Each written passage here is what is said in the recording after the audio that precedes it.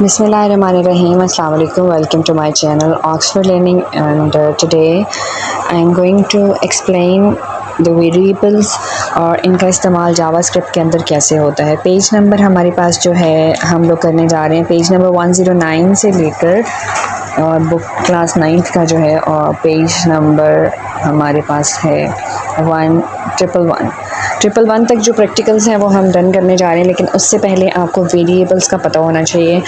Basically I have uploaded video on variables about C language में variables का क्या इस्तेमाल होता है और किस तरह से होता है। In fact in all programming languages variables are performing the same thing.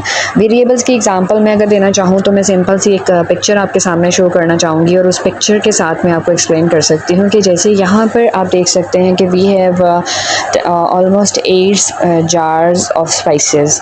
इनके अंदर हमने बहुत सारी ऐसी चीज़ें रखी हुई हैं जो कि स्पाइसेस हैं।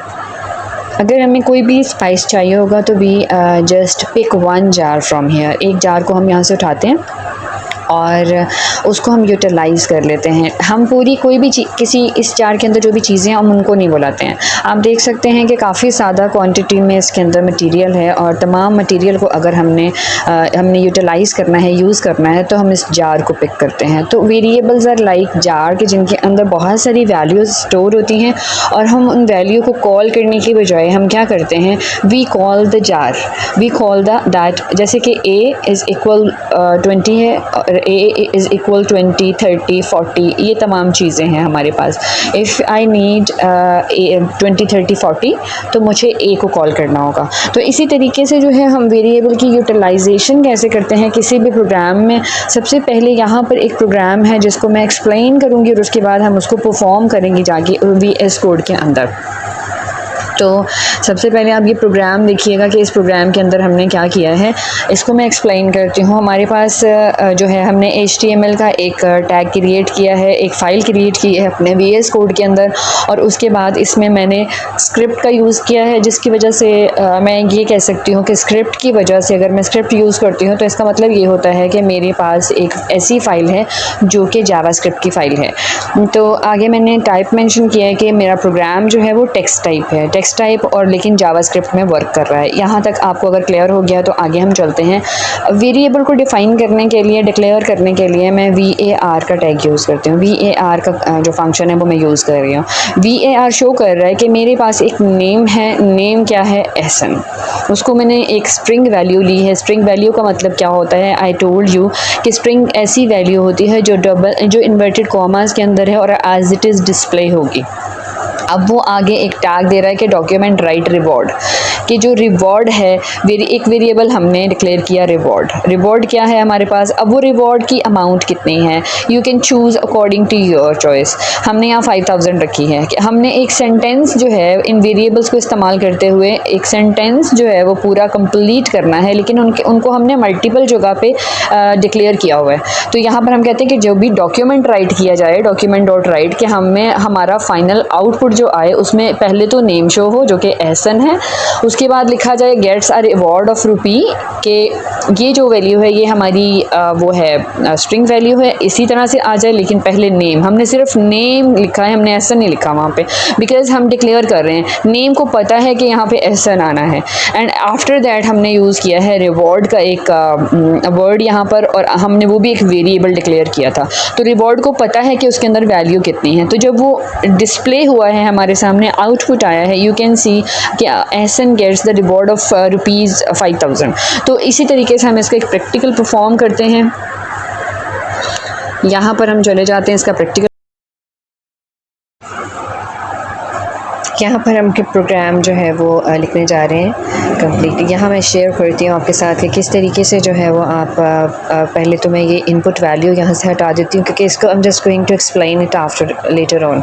और अभी यहाँ से मैं इसको रिमूव करती हूँ, इसका मतलब अभी आपको समझ में नहीं आएगा। तो ये प्रोग्राम कम्प्लीटली मैं आपको समझाती हूँ कि मैंने बताया था कि आप sign of exclamation and shift के साथ कंप्लीट प्रोग्राम की कोडिंग जो बेसिक है वो आप ले सकते हैं, लेकिन हमारा प्रोग्राम यहाँ बॉडी से स्टार्ट हो रहा है। स्क्रिप्ट का मतलब क्या है कि that we are working on the JavaScript, और यहाँ पे मैं एक स्क्रिप्ट ले रही हूँ, टाइप क्या है, टेक्स्ट है, और जावास्क्रिप्ट ले रही हूँ। मैंने वेरिएबल अली लिया है, जो नेम, और उसके बाद नेम क्या है, अली है। डॉक्यूमेंट डॉट राइट रिवॉर्ड, जो मेरे पास डिस्प्ले हो उसमें रिवॉर्ड आए मेरे पास अली के साथ ज्वाइन करके। अब इसको मैं रन करूँगी तो आप देखिएगा मेरे पास किस तरह से आता है, फिर मैं आपको समझाती हूँ कि कैसे ये चीज़ है। रिवॉर्ड 400 है, नेम आएगा और उसके बाद रिवॉर्ड आएगा। मैंने डायरेक्टली चीज़ों को पुट नहीं किया हुआ, तो यहाँ जो आंसर आया है मेरे पास, Ali gets the reward of ₹400। तो यहाँ पे देखिए, अगर मैं वैल्यू रिवॉर्ड में अगर मैं वैल्यू चेंज करूँ, ये रिवॉर्ड की वजह से, और यहाँ पर नेम जो है अली नेम की वजह से, यहाँ पर I am just going to change ₹5000। हाँ, यहाँ से मैं यहाँ से अगर मैं वैल्यू को चेंज करती हूँ, like I am just going to put और चेंज द वैल्यू हेयर। मैं ये 400 तक तो आपने देखा कि किस तरीके से सेम वो चीज़ आ गई है। जहाँ पर नेम था उसने अली को पुट कर दिया, और जहाँ पर रिवॉर्ड था वहाँ पर उसने जो है वो आपकी अमाउंट को एंटर कर दिया हुआ है। तो यहाँ अगर मैं वैल्यू चेंज करती हूँ, या मैं यहाँ पर 5000 लिखती हूँ और उसके बाद मैं इसको रन करूँगी, तो यू विल सी कि आपकी जस्ट अमाउंट चेंज होगी, सेंटेंस सेम रहेगा। नेम चेंज करने पे आपका नेम चेंज हो जाएगा। यहाँ पे देख सकते हैं कि Ali gets the reward of the ₹5000, so this is the method. यहाँ एक चीज़ जो मैं आपको अभी एक्सप्लेन करने जा रही हूँ, ये सबसे इम्पॉर्टेंट है कि अगर आपने, जैसे मैंने वहाँ पर आपको बताया था कि किस तरीके से जो है हमें अगर यूज़र से इनपुट लेना है, लाइक अगर मुझे चाहिए कि मैं डायरेक्टली वैल्यू को यहाँ पर पुट ना करूँ, मतलब अपने प्रोग्राम के अंदर मुझे, हर प्रोग्राम का एक रूल होता है कि हम दो तरह से चीज़ें करते हैं। जैसे हम सी लैंग्वेज में भी ये होता है कि हमारे पास एक प्रिंट एफ की कमांड होती है। प्रिंट एफ से ये होता है कि आपने जो वैल्यू एंटर की है वो एज इट इज़ प्रिंट हो जाएगी। लेकिन अगर आप कहते हैं कि आपने यूज़र से वैल्यू लेनी है, कि आप जब प्रोग्राम को रन करें एट दैट टाइम आपको वो वैल्यू रिक्वायर्ड है, तब स्कैन एफ हम यूज़ करते हैं। स्कैन एफ से ये होता है कि आपने वैल्यू को एंटर करना होता है। यहाँ पर मैं चली जाती हूँ कि now let's amend the same program for the user input and where we want to change the value reward by taking input from the user. For input from the user you can use the prompt. आपने अगर user से input लेनी है तो आपने कौन सा function use करना है, प्रॉम्प्ट फंक्शन, और उसके साथ ये brackets which pop up a message window like that alert. एक अलर्ट की तरह आपके पास एक विंडो शो हो जाती है, जैसे आपके सामने भी शो हो रही है। और this input will be assign to a variable at the back end which can be used later. Simple code is as followed. हम इस कोड को जो है वो अपने प्रोग्राम के अंदर अब पुट करेंगे, तो आप इस तरीके से देख सकते हैं आप किस तरीके से हम इसको एंटर करेंगे। मैंने ऑलरेडी ये सब कुछ लिखा हुआ है, but I am going to explain it again किस तरीके से हम इस चीज़ को करेंगे। आप यहाँ पे देखिए कि मैं यहाँ ये कोड एंटर कर रही हूँ। मैंने सेम कोड वो वाला उठाया है जिसमें वेरिएबल है, आईपी का मतलब इनपुट, प्रॉम्प्ट मैंने आपको बताया, और दो ब्रैकेट्स। उसके अंदर मैंने लिखा है कि इनपुट अ नंबर प्लीज़, कि मुझसे वैल्यू ली जाए प्लीज़। एंड डॉक्यूमेंट राइट आपका आउटपुट है जिससे आप डिस्प्ले करते हैं। Input from the user was, किस तरह का यूज़र से इनपुट लेना है हमने, we are taking the numbers as an input ले रहे हैं। अब इसको रन जैसे ही करेंगे तो आप देख सकते हैं कि आपके पास एक जो है पॉपअप खुल जाएगा, एक अलर्ट मैसेज की तरह बॉक्स आ जाएगा। Here we enter the values. कोई भी नंबर आप एंटर करते हो यहाँ पे, तो आप देखिए मैंने दो प्रोग्राम्स को मिक्स किया हुआ, तो इस वजह से पहली स्टेटमेंट पे फोकस कीजिए। Input from the user was number 147। इस तरीके से जो है वो मैं इसको क्लियर कर, मतलब आप यूज़र से इनपुट लेके मैं चीज़ों को कर सकती हूँ। किसी भी तरह की यूज़र से इनपुट लेनी है, you will write such kind of commands. Prompt की कमांड यूज़ करेंगे, उससे आपके एक अलग से बॉक्स के अंदर ये तमाम चीज़ें शेयर हो जाएंगी। आगे हम बात करते हैं प्रॉपर वेरिएबल्स की।